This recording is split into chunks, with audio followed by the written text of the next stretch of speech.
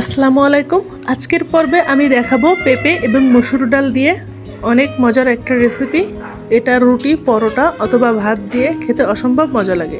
এই জন্য আমি একটা পেঁপে এইরকম পাতলা এবং লম্বা লম্বা করে কেটে নিয়েছি। এখন নিয়ে নিচ্ছি এখানে 1/3 কাপ পরিমাণ মসুর ডাল। মসুর ডালটা আমি 2-3 বার কষলে পানি দিয়ে খুব ভালো মতো ধুয়ে নিয়েছি। এখন এর ভেতরে সেই পেঁপেগুলো দিয়ে দেব।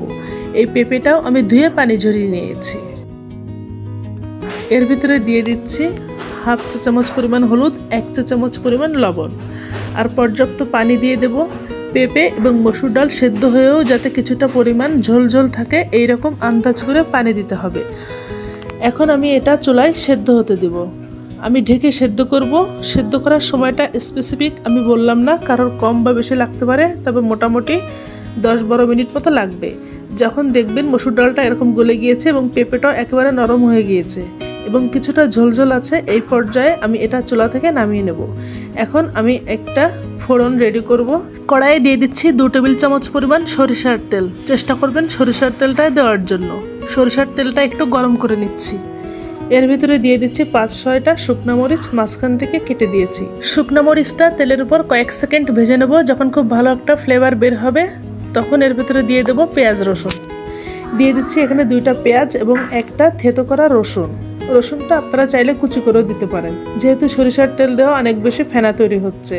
5-6টা কাঁচামরিচও দিয়ে দিয়েছি। আপনারা মরিচ যদি কম খান সেক্ষেত্রে আরও কম দিতে পারেন। আমি মোটামুটি মরিচ একটু বেশি খাই, এই জন্য মরিচের পরিমাণ বাড়িয়ে দিয়েছি। আমি এখন এটা ভালো মতো ভেজে নিচ্ছি এবং এর মাঝে আমি দিয়ে দিয়েছি 1/2 চা চামচ পরিমাণ জিরা। জিরাটা দিলে অনেক সুন্দর একটা ফ্লেভার পাওয়া যাবে।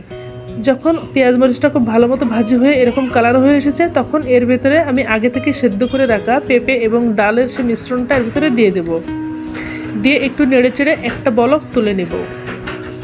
এইভাবে পেঁপে রান্না করলে পানসে পেঁপেও কিন্তু যারা পছন্দ করেন না তারাও কিন্তু অনেক বেশি পছন্দ করবেন। আমার রেসিপিটি যদি আপনাদের পছন্দ হয়ে থাকে তাহলে বাসায় একবার হলেও ট্রাই করবেন। দেখবেন পেঁপের রান্নার স্বাদই একেবারে বদলে গিয়েছে। বাসায় ট্রাই করলে আমাকে জানাতে পারেন কমেন্টসে আপনাদের কেমন লেগেছে।